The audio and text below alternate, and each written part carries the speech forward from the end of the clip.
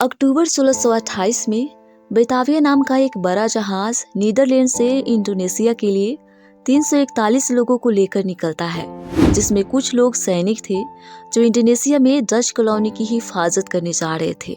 कुछ अमीर फैमिली और औरतें नए देश में बसने और नौकरी की तलाश में जा रहे थे।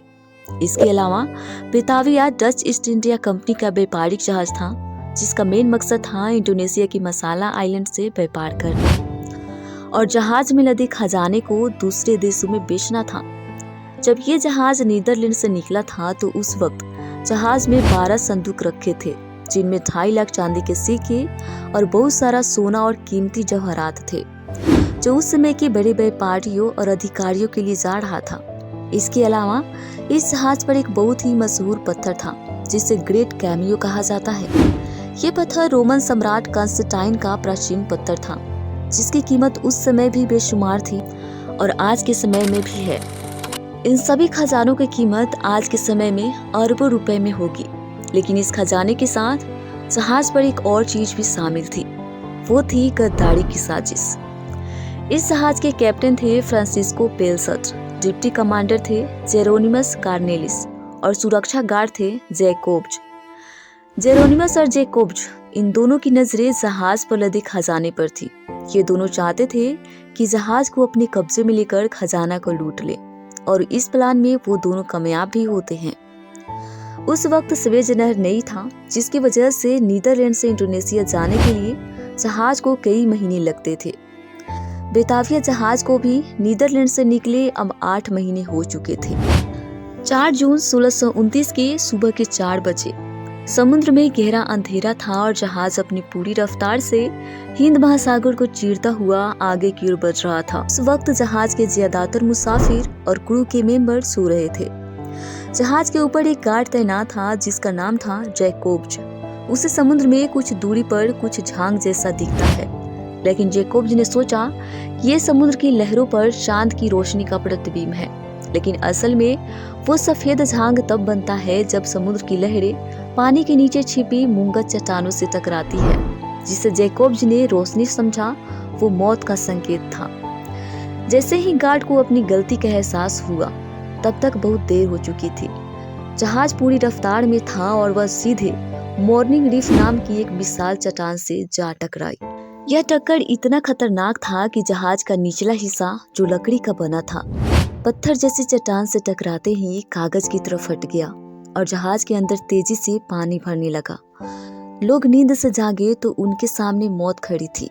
जान बचाने के लिए लोग इधर उधर भागने लगे, लेकिन लोग भागकर जाते भी तो कहां, हर तरफ सिर्फ पानी ही पानी था।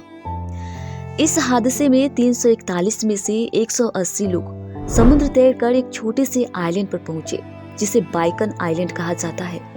लोगों को लगता है कि उन्हें नई जिंदगी मिल गई है, लेकिन उन्हें नहीं पता था कि इस आइलैंड पर अभी खूनी खेल शुरू होना बाकी है। कुछ दिन तक कैप्टन पेलसट इन सभी 180 लोगों को सुरक्षित रखते हैं, लेकिन आइलैंड पर पानी और खाना की कमी थी, इसलिए कैप्टन पेलसट कुछ लोगों को अपने साथ लेकर एक छोटी सी नाव में मदद मांगने के लिए इंडोनेशिया चले जाते हैं। पेलसट के जाते ही आइलैंड का पूरा कंट्रोल जेरोनिमस के हाथों में आ गया। जेरोनिमस अपने साथियों के साथ मिलकर एक बेहद ही खौफनाक प्लान बनाया। उसने सोचा कि अगर लोग कम होंगे तो खाना ज्यादा दिन चलेगा, इसलिए उसने कमजोर, बच्चों और बीमार लोगों को मारना शुरू किया। जेरोनिमस लोगों को अलग अलग आइलैंड पर भेज दिया ताकि वहां लोगों को आसानी से खत्म कर सके, और ऐसे ही वो 125 लोगों का बेरहमी से हत्या कर दिया। लेकिन हर विलेन के सामने एक हीरो होता है। बीबे हायस के साथ कुछ लोगों को दूसरे आइलैंड पर भेजा गया ताकि उन्हें मारा जा सके, लेकिन किस्मत से बीबे और उसके कुछ साथी जिंदा बच गए। बीबे एक सैनिक था, इसलिए जब उन्हें जेरोनिमस की दरिंदगी का पता चला तो उन्होंने पत्थरों और लकड़ी का हथियार बनाया और जेरोनिमस के गुंडों का सामना किया। 3 महीने बाद जब कैप्टन पेलसट रेस्क्यू शिप सरदम के साथ आइलैंड पर वापस आए और खजाने की खोज चालू हुआ, तो कई दिनों तक ढूंढने के बाद 12 में से 2 चांदी के सिक्के और कुछ कीमती जवाहरात ही उनके हाथ लगी, क्योंकि 10 चांदी के सिक्के पहले ही जेरोनिमस अपने साथियों के साथ मिलकर समुद्र से बाहर निकाल चुका था। इधर बीबे हायस पहले ही आइलैंड पर पहुंचने में सफल रहे और कैप्टन पेलसट को जेरोनिमस की सच्चाई बता दी।